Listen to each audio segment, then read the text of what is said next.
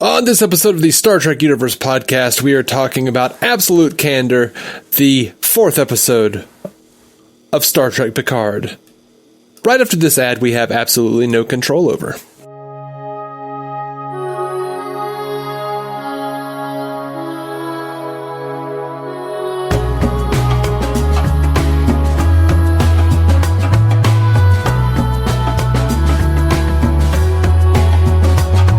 Welcome to the Star Trek Universe podcast. My name is Matthew Carroll. I am David C. Robertson.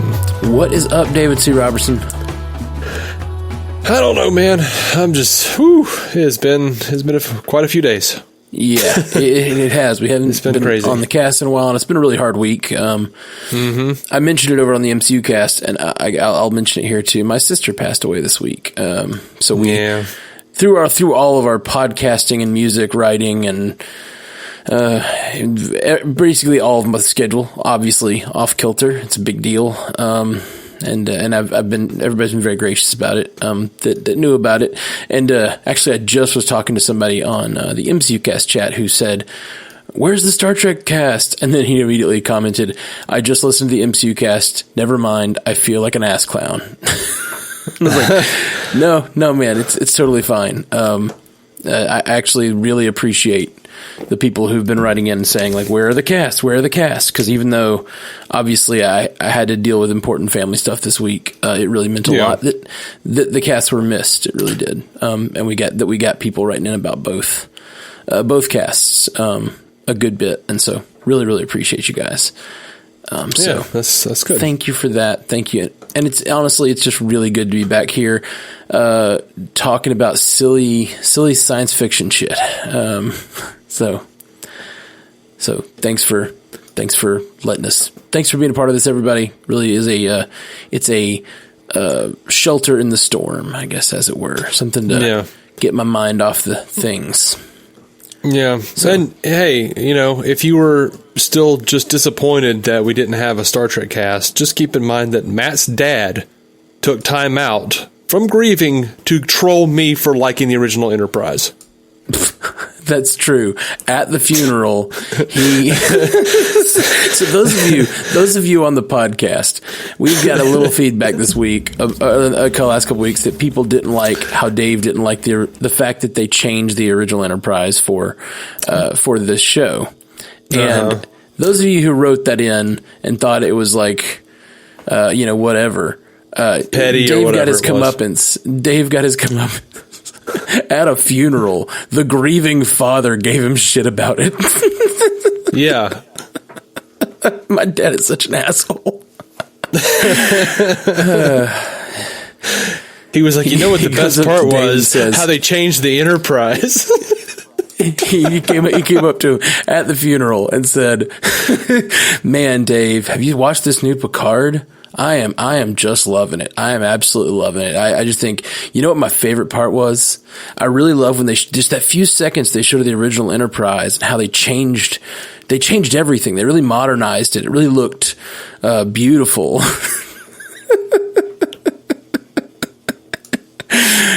Just trolling you at his daughter's funeral. That is my dad right there. That is real really weird. That is a great story. Oh man. Okay. So yeah. My family doesn't know how to grieve. Whose does? No one's. Absolutely no one's. It is incredibly difficult, to be fair, and incredibly hard to understand how to go through this kind of thing. But most families, there's like, I've been to a lot of funerals. I haven't been to a lot of funerals. That sounds weird. I've been to enough funerals to know that most of them are somber affairs. My family is just a raucous mess. I looked over at my girlfriend and was like, my family cannot be subdued even by death. Like the whole family was just like, I don't know, still just having, it was still a raucous affair somehow. I don't know. It was crazy. My family. Anyway.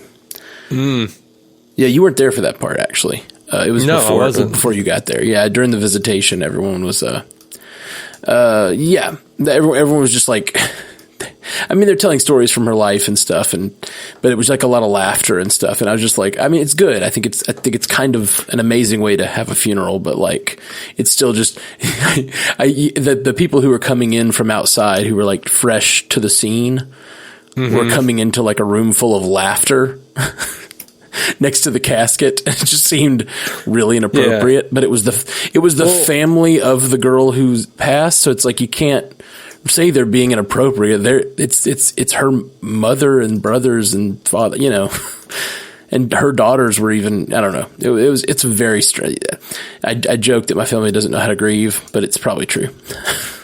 When it's my time, when I go, that's how I hope it happens. That's how I hope everyone responds, because my family has the exact opposite response, where it's just like, you are not allowed to laugh, and if you are laughing, you're being disrespectful, and then we are going to go back home and fight because life is short, and I don't know, be depressed and ridiculous for months on end. And it's just like, I hate that so much. Yeah, it's tough. I know we're spending way too much time talking about this. I appreciate y'all's patience. We'll get into Star Trek in a second. But you know, real shit happening this week. But yeah, it's an interesting thing going through this, because, you know, I posted it to Facebook and everything. So a lot of my friends knew, so people were seeing me, but I'm such my dad's a pastor, and we live this sort of pastor's family life where we're real happy-go-lucky crew. Like, and even through hard times, we tend to just be like really boisterous and try to put on a brave face and a happy face on everything. And healthy or not, I'm not sure, but it's interesting because that's just my default. And a lot of times someone comes up to me, and it's not an act, it's just who I am. Someone will be like, "How you doing, Matt?" And I'm like, "I am doing good. How are you?" And like, then I remember that, I should be somber right now, but I don't want to put on a fake somber for this person. But like, and then when I think about it, obviously I'm very sad, and I've had my moments of breakdown for sure. But like, my default setting is just not, I don't know, not to focus on the negative. Even in a situation like this, it seems, my family, like I said, we deal strangely with all this stuff. But, yeah, anyway, that's enough of that. Let's move on to some Star Trek talk. That's why we're here, and I could use it. So let's talk about this episode. Yeah. Absolute Candor. It was written by Michael Chabon and directed by Jonathan Frakes. Oh, nice. I did not know that it was directed by Jonathan Frakes. I did not know either of those facts. That's awesome. Yeah, I chose to interrupt you to tell you that, because the last time we had an episode that was directed by Jonathan Frakes that I remembered about, you were disappointed that I didn't tell you about it. Oh, well, yeah. Thank you for telling me about it. Yeah. Love it. I really, really enjoyed this episode a lot. Frakes is a great director. He really is. And I was wondering how he would how he'd do with the modern age of Trek. And I think this episode's really, really, really well done. I am not 100% sure. Like, I'm glad I didn't realize it until afterward, because I think I would have been expecting a lot more and would have liked the episode less. Huh. Interesting. Because I generally have pretty high expectations for a Jonathan Frakes directed thing. Sure. And this was a pretty slow moving episode at times.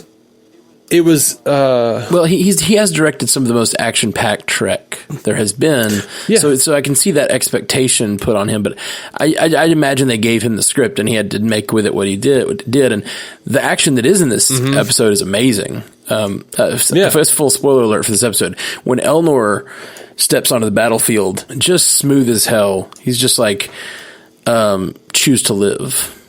And then the guy tries to attack him. He cuts off his head and says, "I regret your choice." That is some baller stuff, man. They are building the Kawat Malet. I'm bad at saying the name. The warrior Romulan warrior nuns. The only male of the raised by Romulan warrior nuns. I really like his character. It's just layer upon layer upon layer. Someone posted a meme that was like samurai. What was it? Samurai elf assassin. Yes, please. like talking about, and then something about how sexy he was. Yeah. I was like, yeah, that's fair. That's fair. This is, they stacked like everything. And you know what I'm most excited about? I say all that to say it's just a cool character. I feel like as a fan of a thing, or if I was a child, I would love that character. You know what I mean? Well, like they introduced him as a child. I feel like he is archetypally exactly what kind of Star Trek needs to rope in sort of younger fans and stuff, which I love. But also, I really love the idea of absolute candor.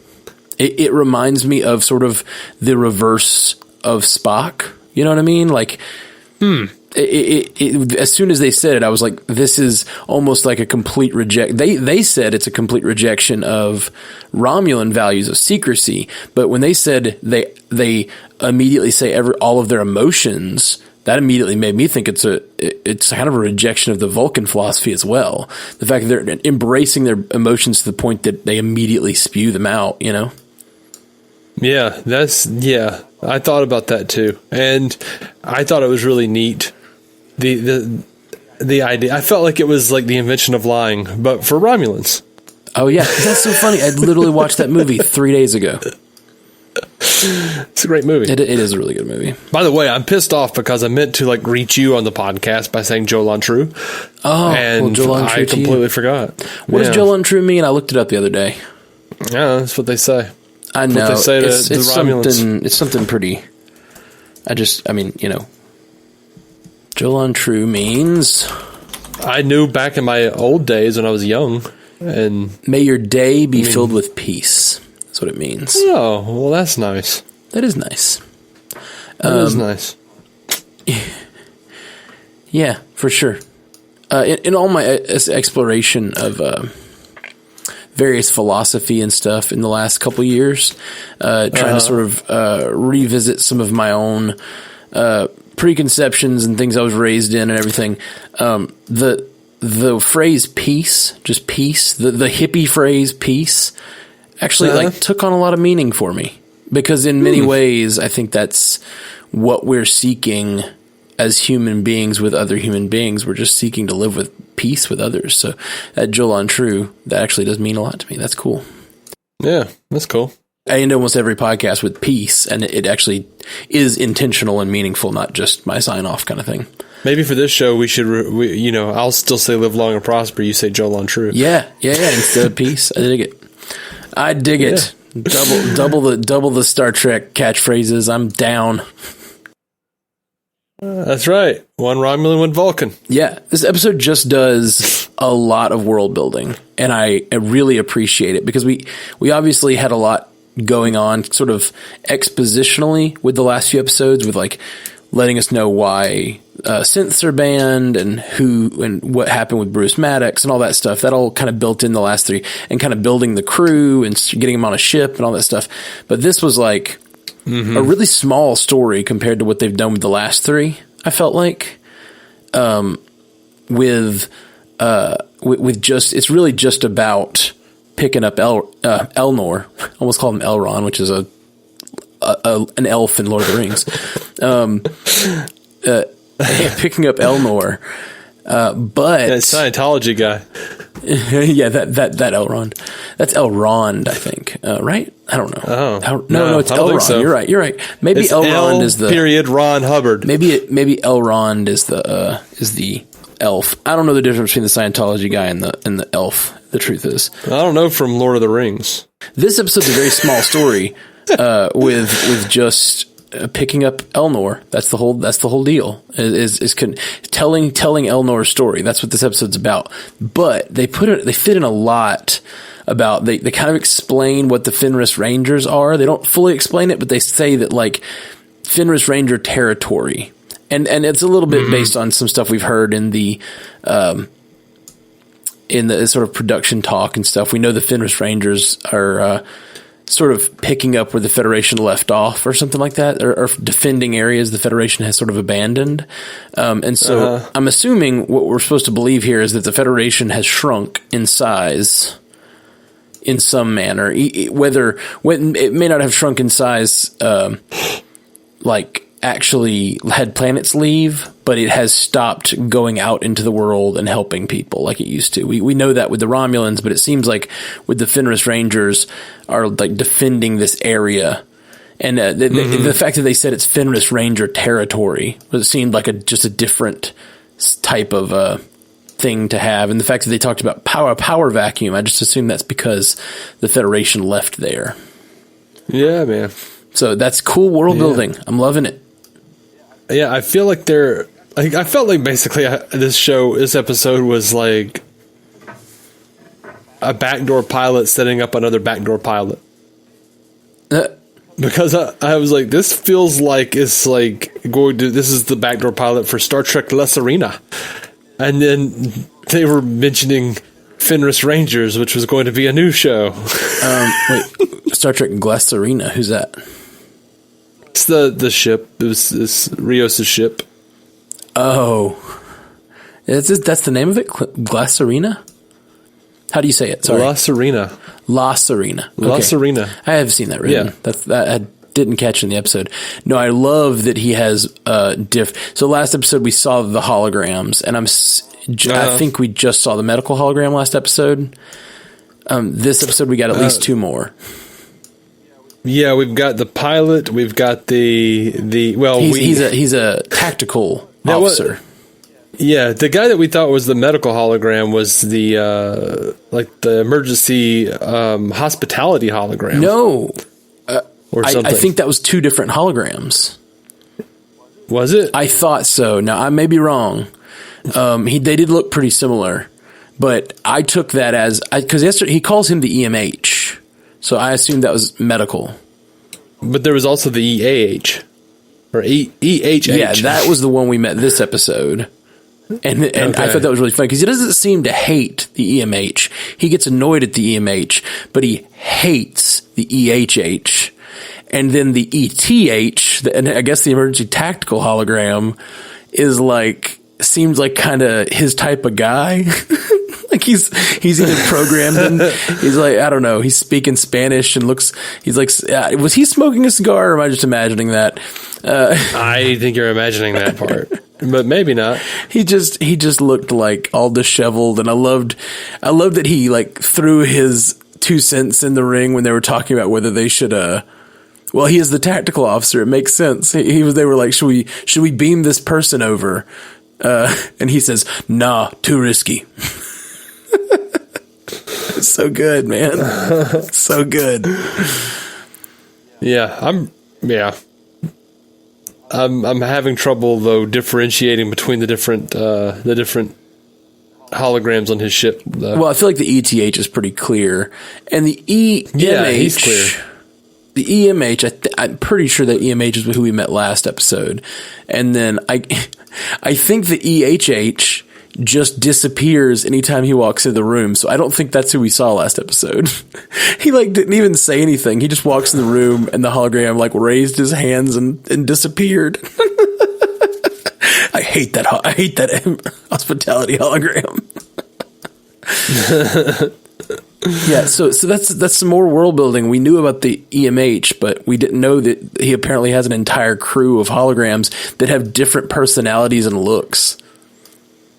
All played by himself for some reason, which is not a thing that at least the EMH of old had anything to do with. So that's hilarious. I just love it. I freaking love it, man. The world building in this episode is amazing. All of that, like the question of why all of the different holographic crew members look like him, plus the fact that Girardi came in and asked about why there was nothing but Klingon opera, and he was like, it's a long story. I'm like, dude, you guys are just setting up another show. See, that's funny. I didn't get that at all. I just think they're putting a lot into this show. Because I think he's the pilot. He's the pilot. He's the helmsman, man. Eventually we're going to get to a place where we're going to get that serenity moment where they all have to come together for a cause, and it's not just a disparate crew that's sort of brought together by money. and they're going to come together for a cause. And I think he's going to be the helmsman. They're going to let Picard actually be the captain, because this whole dance that they're doing where Picard gives a command and then he looks at him to go, "Is that okay?" That's not going to last forever. Yeah. You know what is interesting, that pretty much his whole crew is holograms, and they had not previously really marketed the idea that this was going to be about synthetic life in as far as holograms are concerned. We know that there's a hologram on Earth that was in charge of that database, but it is absolutely synthetic life. And having a ship full of holograms might very well play into the end game for this season. With synthetic life, the demons that will cast off their chains. Question, yeah. The demons casting off their chains, being for synthetic sure. life. So Soji is doing something where she can call forth the demons, and I'm assuming that's the synths that are out there chained up and being controlled by their programming, and call them to life. So excited to see what happens with that. Man, when we find Bruce Maddox, he better be, and not better. I'm not that entitled, but it would be awesome if he was with Dr. Zimmerman. Oh, that would be rad. That would be real rad. Oh. Any chance to see Robert Picardo again? Anyway. Oh, man. Can you imagine if the Doctor has, fully gone... who's Robert Zimmerman? That's the Doctor's programmer, right? That was... No, see, I think he should be with the Doctor. Because the Doctor wrote that holo novel, Photons Be Free. And it showed it being passed around by holograms back on Earth, or in a mining colony or something. And I think that there are seeds placed there that could easily be the Doctor... The Doctor actually, maybe when synthetic life was banned, they were like, okay, synthetic life is banned. Actual physical robots are banned completely, but holograms, since we have control of them and we can keep them confined to areas with holographic emitters, we'll continue to use that. But what if the restrictions, the new restricted nature that they're utilizing with holographic life, causes the Doctor to really go rogue himself, and he is working with Maddox? I would absolutely be really cool. Love that, because it would be if the Doctor showed up in episode 7 or whatever as the big bad of season 1, I would flip. My mind would just be blown, just absolutely blown. That would be so great, and that would give another reason for 7 of 9 to be around, just because she would be one of the only people who could actually get through to him. 7 of 9 is not just someone from his ship, but she's someone he was very infatuated with. If suddenly he spent the last 14 years feeling betrayed by the Federation, because he's probably been walking around with his hollow whatever the what's it called? What do they call it? His badge that allows him to walk everywhere. His mobile emitter. That's it. He's been walking around with his mobile emitter ever since Voyager, thinking he's an autonomous being, and then suddenly they take it away and make him be confined to an area. Again, it would be so good. We're writing a great show right now. I want. You're writing a great show right now. I'm just going, This is my favorite. Oh, gosh, I'm so happy to have new Star Trek, man. I'm just so happy. The fact that we can realistically discuss what if the Doctor has gone rogue, and it's a realistic possibility in a show we are currently watching, and we are going to know in the next 7 episodes if that's actually true. Even if that's a far-fetched idea, it is so much fun to just have these discussions. It's why I do podcasting, just having this kind of discussion. I just freaking love it, man. I love that we have new Star Trek. If that's the case, I hope we get a few Andy Dick cameos. Me too. That would be wonderful. I really enjoyed I really liked his like EMH version Mark 2 or something like that. Yeah, that was really great. And all the other EMHs, all the Mark 1s were in the mining colonies. So sad. It's so sad. And we know their potential. Yeah, but can you imagine? Because one of the things that I always say, I hate a mustache twirling villain. And that would be the epitome of like a villain that we can totally understand why he's doing what he's doing. And when we see him, when we finally have the real destroyer revealed to us, it's a face that we know and love. Like, that would be so amazing. Oh, yeah. Okay. So that's a fun theory. Now I totally want Bruce Maddox to basically become the Carl Rossum of Star Trek. Oh, like from Carl Rossum from Batman, the animated series, the guy that created the Hardak androids who pretended to be humans. All right. The duplicates. Cool. I don't remember that episode of the animated series. It's great. It's such a great episode. That's awesome. So weird. Can I just say this episode was visually stunning? You can. I think it's beautiful. Both on the ship, everything on the ship, and finally getting a sense of the ship and seeing it at warp from inside the cockpit. That's really beautiful. And the doctor, you'll know her name. The doctor, the blonde lady. Girardi, thank you. Girardi, yeah. Agnes Girardi, yeah. Thank you. Dr. Girardi is just so much fun. And so I really liked her being bored with space. I also thought it was strange. I guess I always got the feeling in Star Trek that space was a thing everybody could do. And maybe it's because the new paradigm in the Federation seem to have somehow, with Raffi's discussion of how she lives in a trailer and he lives in a mansion. And then of course with this episode, there's a lot of scarcity. I guess we're no longer a post-scarcity society. Something has, maybe it's just because the Federation has retreated into itself. I don't know. It's interesting. Well, there was always some form of currency. Sure. In play.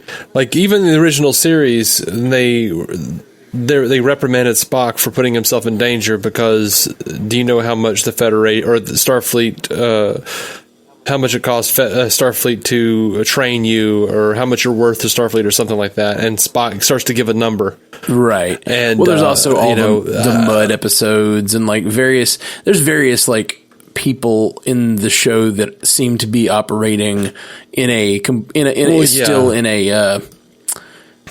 People just outside of the Federation, right. Though. Like, but a lot of they always want to say like, oh well, Kirk says they don't have money. Picard says we don't, we don't strive for material wealth, and that might be true. But at the same time, there's clearly when you look at like stuff that like Sisko's dad talks about how they used up a certain amount of he used up all their transporter rations coming home because he was homesick. There's something there. There's something going on. Everyone might have a living wage, whatever that might be determined to be. Right. And so Raffi, per the government. Yeah. It's some sort of social safety net that's making sure no one's starving, at least within the Federation. But obviously on this planet that they're on in this episode tonight, that's outside of that. And, well, yeah, obviously this is outside. These are like abandoned Romulans. Yes, and they talk about the racial strife, and he throws down the Romulan only sign. I thought that was an interesting moment. I also thought it was an interesting moment, particularly to have a black Romulan, and this is purely through our cultural context, but that is very much the black man sitting down at the white soda counter or whatever in the 50s. is very much that moment, and it was kind of funny to. I almost felt like it was weird that old white man walked into this situation, and then a black man was the one getting up in his grill. Of course, I think that was purposeful. Yeah. I can't imagine they didn't think about it. I don't know. Yeah, it's just interesting from our cultural context looking at this. But oh man, I love it. I really loved it. I said it in the past that I was really worried about the sword fighting scene. Mm-hmm. And I thought it was great. It was perfect. It's just in the trailer they made it look like Picard was going to sword fight, and that's not what happened. Picard parried once and then dropped the sword. Yeah, and I thought that was great. Me too. Yeah, loved it. Love everything about this episode. I don't love everything about the episode. I feel like there were some budgetary restrictions maybe, or just, if not that, then just questionable editing, because they did a thing where it was like, oh, they got that old bird of prey is coming to us, and then like they're doing evasive maneuvers and they just kind of keep showing like different shots of the bridge, and I'm like, yeah, but where's the... All right, well, they're clearly being fired upon. They're just not showing that ship. I don't know. It felt a little weird to me. It wasn't a big deal. I enjoyed seeing that old bird of prey. I've got a bunch of birds of prey laying around my house, so I'm a fan of that. Yeah, absolutely. I could see a way you'd want to see more of that, but I do think that scene was paced fairly well, and I think they were probably they're probably trying to balance. Yes, obviously monetary concerns is one thing, but they're also trying to balance character development and showing the new characters. Like, this is the scene where we get the introduction of the new ETH or whatever. Like, and I really enjoyed him, and and really getting a chance to see Rios's piloting skills in action. And then he says, whoever that pilot is amazing. And it's 7 of 9, which is awesome.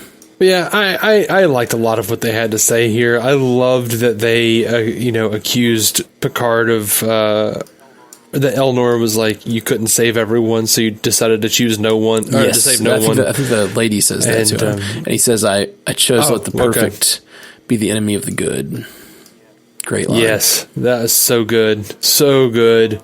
Were you surprised, or were you surprised at all that it was 7 of 9 piloting that ship, or did you expect it? You know what? The first time I watched this, I actually got confused. So the first time I watched this, I was a little distracted, and I did not expect it at all. But the second time, obviously, I knew, so I can't really even gauge whether I would have thought it was. But the second time, after knowing that she's a member of the Fenris Rangers and that's a thing, the reason it is surprising is because the episode, it seems like she's meeting Picard in the show, seemed like a totally different thing. But I guess that's next episode. That's probably her sitting at his desk in his holographic mansion. Yeah. So. I'm down, man. Let's do a show. Annika Hansen and the Fenris Rangers. Oh, dude. Totally in. I am 100% in for a Fenris Rangers show. It sounds like the Fenris Rangers are doing the thing that it sounds like they're doing what Picard should have done 14 years ago. Trying to. Yeah.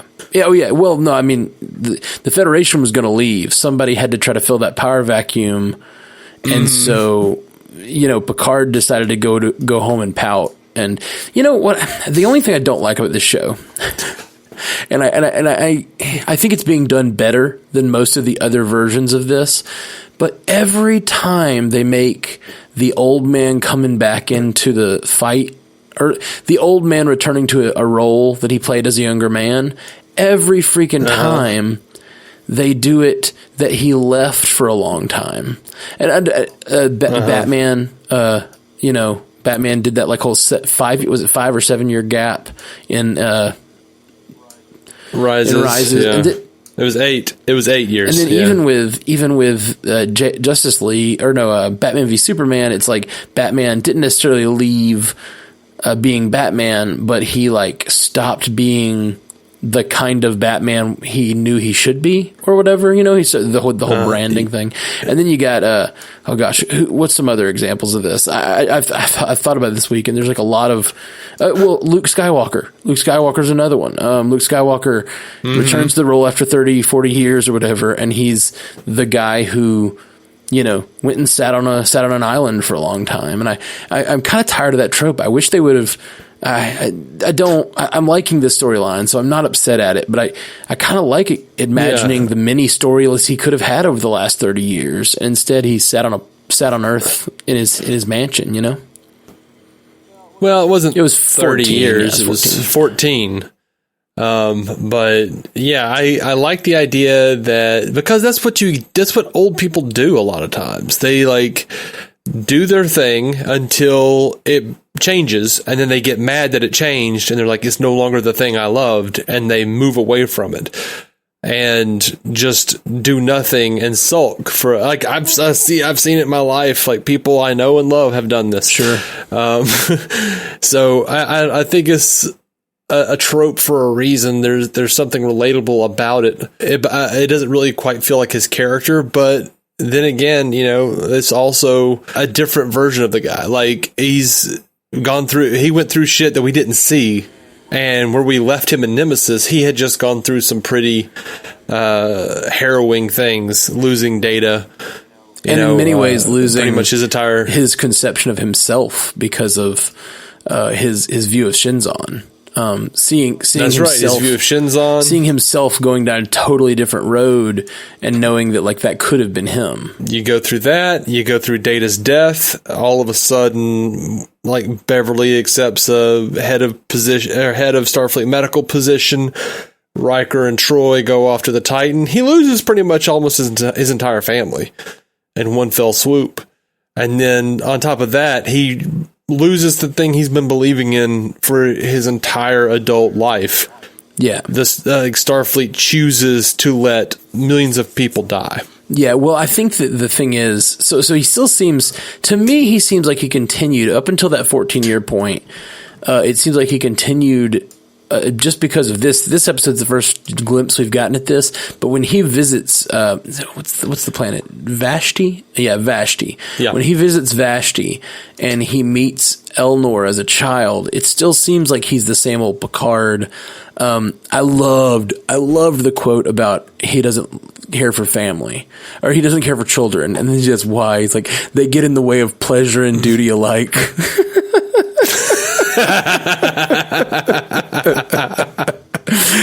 Oh, it's so good. But in that moment, he is more caring with Elnor than we've ever seen him with any other child, and that's part of his arc on Next Generation, is learning to open up to people in general, and learning to open up with children. And children were always something that made him uncomfortable. So, even after Nemesis, it seems that he continued that arc towards more openness and more trying to be caring to people he doesn't even fully understand, but especially children. But it seems like when the Federation betrayed so many people, it seems like everything he'd spent his life to do feels, meaningless, and that's when he retreated into himself and retreated back into his chateau. That's right. I think that was the breaking point. Yeah, for sure. And absolutely. It was just, I think it's been done well. And I agree. I don't necessarily mind the trope. Just depends. Like, when you look at and because most of my examples come from either Batman or Star Trek, Dark Knight Returns. Like, Batman stops being Batman not because, a lady he liked got killed in Dark Knight Rises, but because the freaking government outlaws vigilantes. And when he and Oliver Queen decide to rise up against that, Superman flipping tore Oliver Queen's arm off. Damn. Yeah. So, good time to stop. Yeah. Indeed. So like but of course he comes back because he's got a psychological disorder. But yeah, I dig it. I dig it. I dig what they're doing with Picard right now, and I like that he regrets quitting. I do too. I like that I like that everyone he meets calls him out for that too. Yeah. Dude, I almost cried, though, when he said that he might not make it back this way again. Oh, I loved that. I loved that line. Oh. I sat there and got all, like, bleary. Again. Yeah. Whew. He's just realizing he's on his farewell tour of space, you know? Mm-hmm. Whew. It's real good, man. Yeah. Weren't you saying something earlier, though? I think I got off, or what we got off topic or went down a different road, but I think you were talking about like how space just wasn't readily available to anyone. Oh, right. It seemed that way to me on most shows. That, I mean, you know, you even talked about his father using up his. You talk about Sisko's father using up his rations for transporters. Like, it seems like that's still a thing people did regularly in the Federation, was travel around space. But this seems to be Girardi's first time off-world, or at least first time in space. I guess she could have beamed to another close planet, or depending on how beaming technology is working these days, that could have beamed her far away. But it seems like this is her first time, at least in prolonged space travel. Yeah, there does seem to be there seems to be a good opportunity for the writers to jump on commentary about our modern day. Like, if you could, and I don't know if this is true, I don't have any idea what the numbers are. I would love to look at and see what the travel rates are, like how many, like if overall travel has gone down because more people on Earth have access to the internet and can just see what they're not able to go check out. Interesting. But I would love to see that. But, you know, if you want to go back into Star Trek lore, I mean, I just watched Search for Spock. I watched Wrath of Khan and Search for Spock back to back the other night, and McCoy goes to a bar to charter a space flight to Genesis. He didn't realize it was forbidden. Or no, he did actually know. But he was telling the alien, you know, price you name. Or yeah, whatever. Yeah. So no, there's definitely conflicting kind of like information about money, and there's moments where they talk about money, and there's moments where they say it doesn't exist, and it always has seemed like the post-scarcity idea, which I guess post-scarcity and wealth are two different things. Right. The First Contact just said that, you know, within 50 years of First Contact, hunger and disease would be mostly things of the past. I didn't say you were going to be wealthy. True. And then Picard also in First Contact said that people strive for self-betterment, not necessarily material wealth. But, you know, that's just Picard being the hopeful, you know, doddering fool that he is. Right. Well, just before we go too far down another rabbit hole, the other thing that I was talking about with the space travel is in episode 1, which I don't think we mentioned this on the cast. I think we talked about it a little off cast. Okay. No, I'm sorry. It's episode 2. The two Tal Shiar agents that are working with him, they figure out that Soji is off-world, and Picard gets a look on his face like off-world is a really hard thing to achieve. Yeah. And then it does take him to another like episode and a half before he finally gets on a ship. And at first he tries with the Federation, and then when he can't, he spends his life savings probably to get Rios.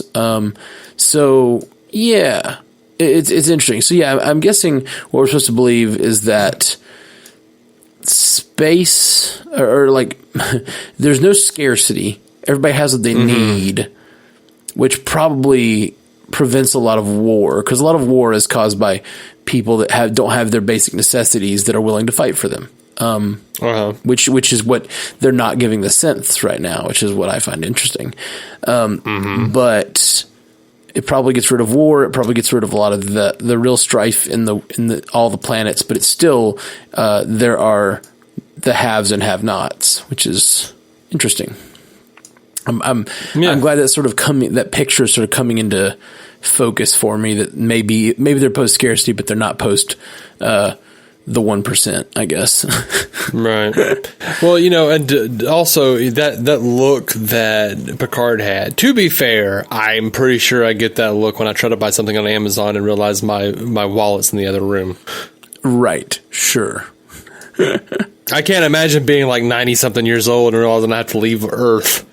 Yeah. And I get it. He thought for a second that it was going to be just like his search parameters were small. He's thinking, well, Daj was on Earth. Soji's probably here too. I just need to find Soji. And then suddenly he realizes she's off world and I have no idea where.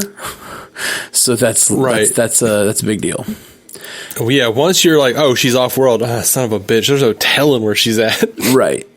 If it had proven she was on Earth, it would have been a small search probably, and not nearly as harrowing, and not have to put a crew together and not all this stuff. So anyway, what do you any other big things you got to say about this episode? I don't think so. We do have a little bit of feedback. Oh yeah, man, might spur on some things. What we got? All right, in reference to a previous episode, Jonathan Jenkins. I can't say that name. I'm sorry, buddy.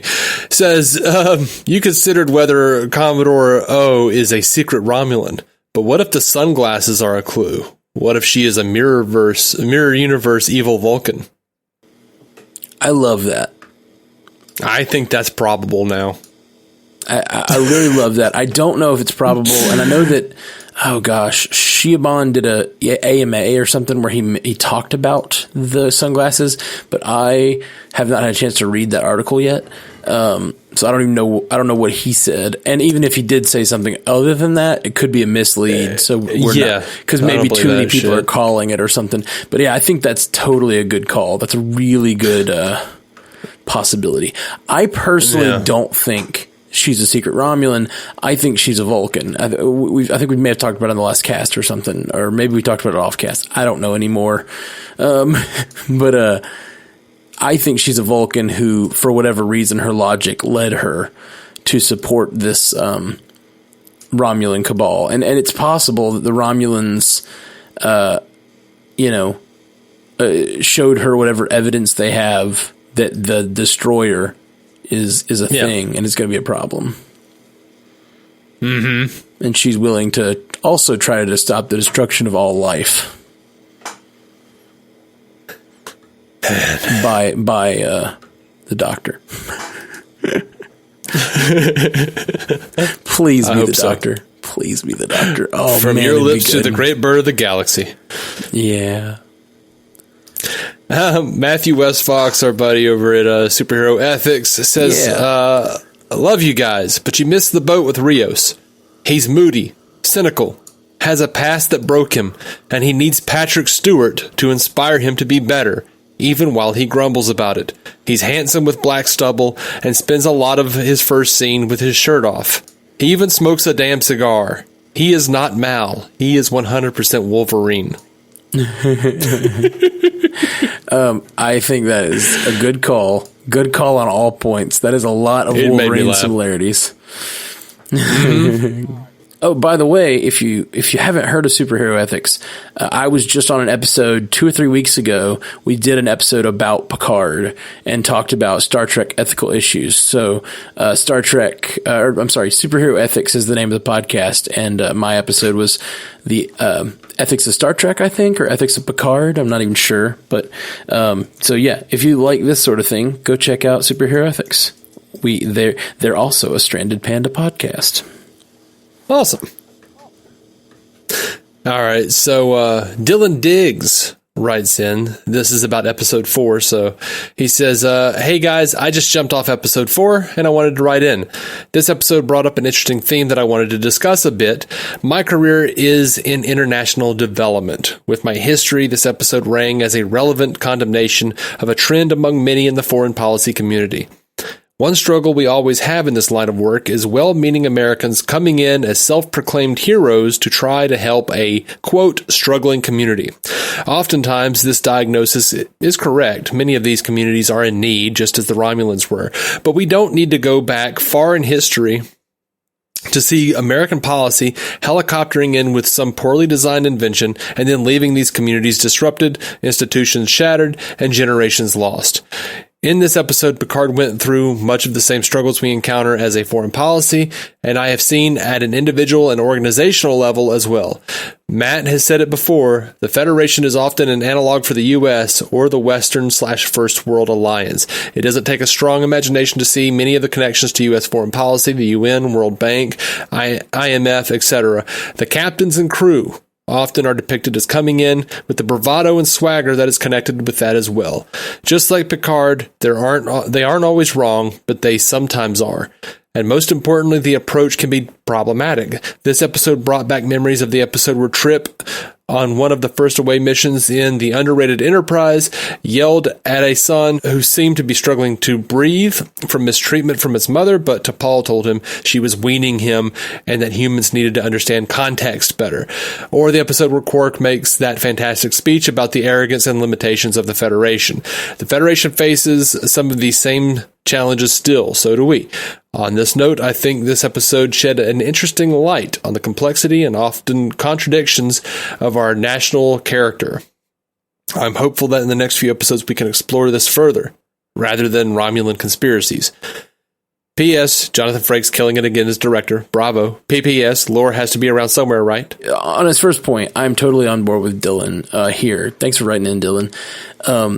Yeah, I'm totally on board. I think that all of those are great points. And just this is colonialism. You know, it's just basic colonialism, no matter who's doing it. And I'm glad that Star Trek is continuing to ask those questions. But it's interesting to me because I think this is asking these questions in a very similar light to where we are now as a country. Because our country for a long time, and we have two political parties in this country, and for a long time both were very on board with sort of a globalism idea. And both have been pushing us for more trade and more partnerships around the world. And we have now shifted in this country to just like the Federation has in this moment in Picard, we have shifted to a more protectionist nature, at least in some quarters. And I think this is trying to ask those same colonialism and versus globalization and all these questions are being asked, but it's in the light of similar situations to what we find ourselves in our country. And I love Dylan Diggs's points, and all of them are well made. But yeah, I think that we're absolutely going to see more of this, more of these kinds of corollaries happening. Yeah. On his point about lore, though, I've been thinking a lot about lore because I still don't understand. So they have this conversation in the first episode with Jurati. Picard has a conversation with Jurati about taking one of Data's neurons could be used to create two of these beings, right? Uh-huh. But I still don't understand where they got Data's neurons. Well, Data was, as she pointed out in the episode, Data was had become friends with, and I can't remember his name. Bruce Maddox. So she did point out that and we saw in subsequent episodes that he was actually corresponding with them, and they were, working together in some capacity. So that, he could have done anything. I don't understand even if he's corresponding, I guess Data can deal without a few neurons. I guess that's not a problem. But yeah, that could be. But my theory goes, and he's asking about lore here, and my theory is, what if this whole thing is because and the Destroyer, and so what if we find out that Daj and Soji were not creations that were based on Data, but they are creations based on lore? and we find out in the like last few episodes of this that they are the destroyer, and this was all kind of a lore, like Lore's consciousness is what's driving their activated abilities, you know? That would be interesting. Yeah, I don't know. Just a thought. And the really cool thing about that is, what if that's the case, Lore is a narcissist, I think. Lore is very much he's selfish and he's about himself, and he's very jealous of his brother. And what I would love to see is when Soji becomes activated or whatnot, and she finds out what happened on this ship and whatever she's trying to do, it's all to try to reactivate Lore in some way. And in the last episode, we actually get Lore in probably a better fashion than we've ever seen him, coming in and like being the enemy for Picard to face at the end. That could be really fun, especially if they did the CGI well and it's like young Data again. Yes. What would be cool if they sort of retconned before, and if we found out that at the end of Descent, Data deactivated Lore and sent him to Bruce Maddox to be studied. Ooh, I like that. And maybe Bruce Maddox completely lobotomized Lore. Yeah, absolutely. And that was before. That was the before I gotcha. that we saw in Nemesis. Like someone stole him or whatever. But perhaps Lore's consciousness like exists in a computer somewhere, and I don't know. Well, they said that Data's consciousness would be in a fashion restore, or like it still exists within Daj and Soji. So like. At least based on that first conversation, we're supposed to believe that if they were made from Data's neurons, they would have his consciousness in them. So not just running on a computer somewhere, but like this weird alternate personality that can be activated within them. That could be Lore. The guy, the one that gets activated and kills all those Romulans, and that could be like a Lore controlled consciousness. Absolutely. I think that's a fun idea. It's a really fun idea. Lore teaming up with the Doctor, man. That's what we need. Dude, okay. Hold on. Yeah. What you got? Hold on. All right. So what if what I had said was true? All right. And all of that happened. Lore's consciousness wound up on a computer bank somewhere and has now spread. What if it's in these daughters? But B4 also had Data's entire brain uploaded. So what if like Data and Lore are like their consciousnesses are fighting each other within these androids? I don't know. There's a lot of places they could go with it. They absolutely could. Yeah, like their consciousnesses without a body are out in the universe somewhere battling, and they're going to be sent back in time and become control. Chanzo82 on Twitter says, how gutted are you guys going to be when Allison Pill does her heel turn? I'm a terrible liar. Yeah, right. Sure you are. I'm going to be so gutted because even you saying that and me knowing that intellectually that it's totally possible. Oh yeah. I can't believe it. Yeah. Even with your warning, I can't believe it. I responded with a GIF that said that love is unconditional. I'll be happy because I knew I didn't want it to be true because I love Allison Pill. I mean, we don't know what the last 2 seasons of this show are going to be, or the next 2 seasons they're planning are going to be, but it seems like this is the season that's about this particular thing. Daj and Soji and possible Data's daughters or Lore's daughters, or the synth rebellion and all this stuff. That's what this season is about. I can't imagine that's going to be all 3 seasons. I feel like next season will probably be something different. But she is a cybernetics expert, so it makes sense to me that if she's the cybernetics expert, she's here for this mission, and that's why they need her.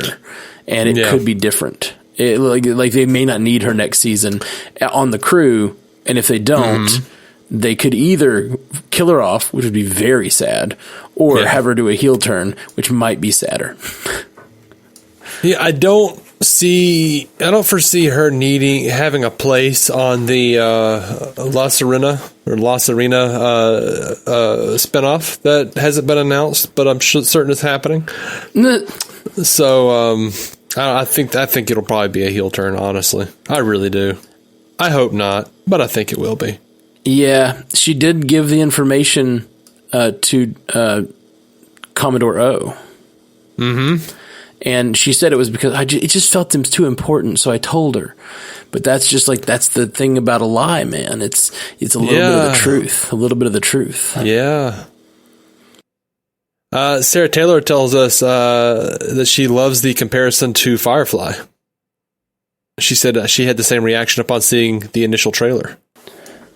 Yeah, I definitely have been thinking that. But the thing that I'm finding interesting is they have these roles that are Firefly-like, but they are very different people so far, at least emotionally, and they're on a very different journey. As much as the Firefly people were broken in their own ways, they also had a certain.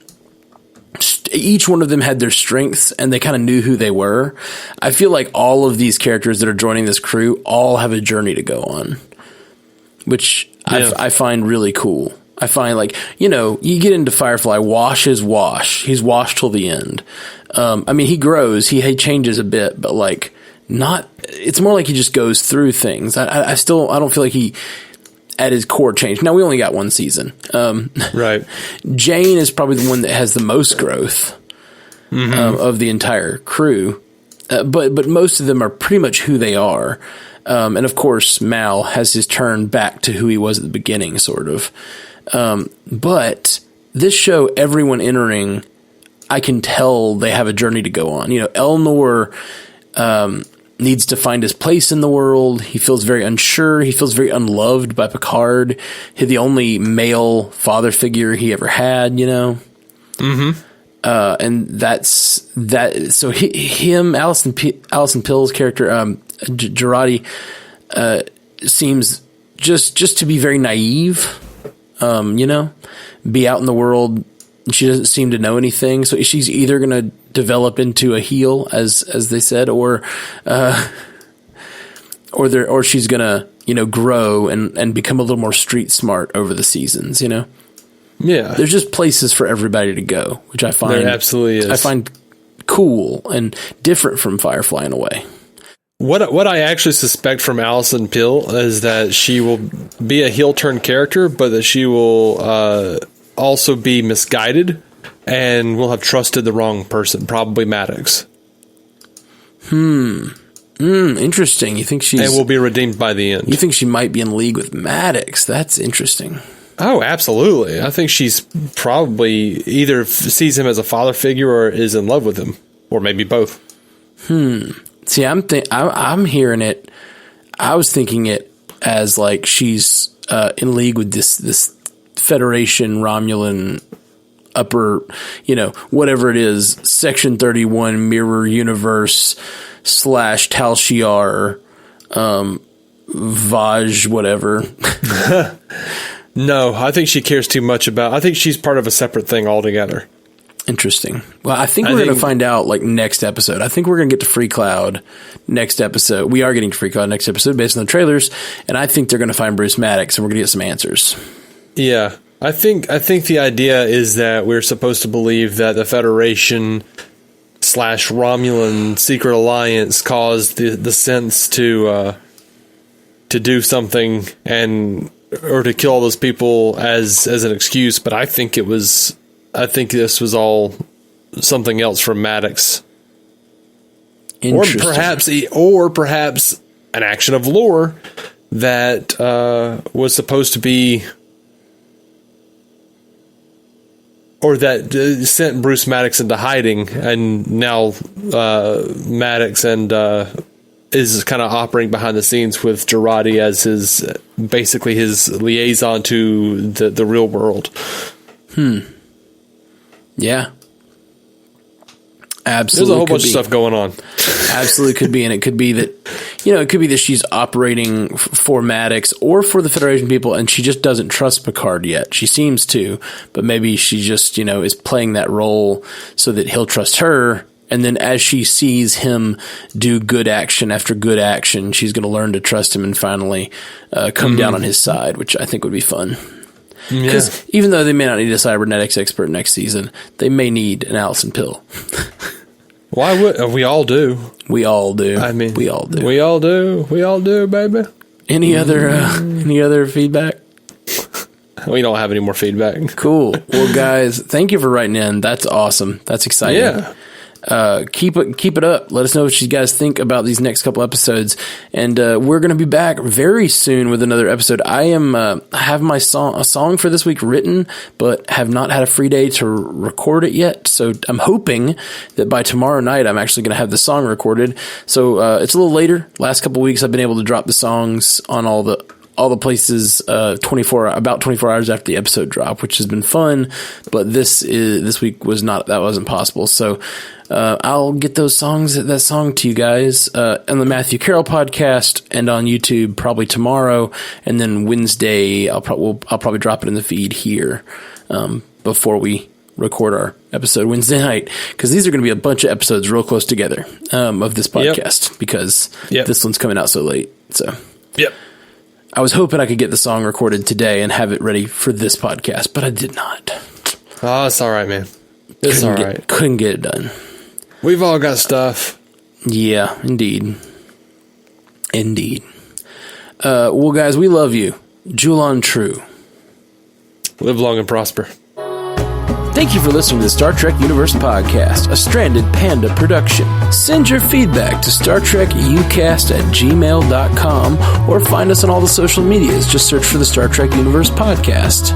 If you'd like to hear more from David C. Robertson, check out the DC On Screen podcast or maladjusted.tv for his web videos. If you'd like to hear more from Matthew Carroll, check out the Marvel Cinematic Universe podcast or listen to his music. Just search for Matthew Carroll anywhere you get music.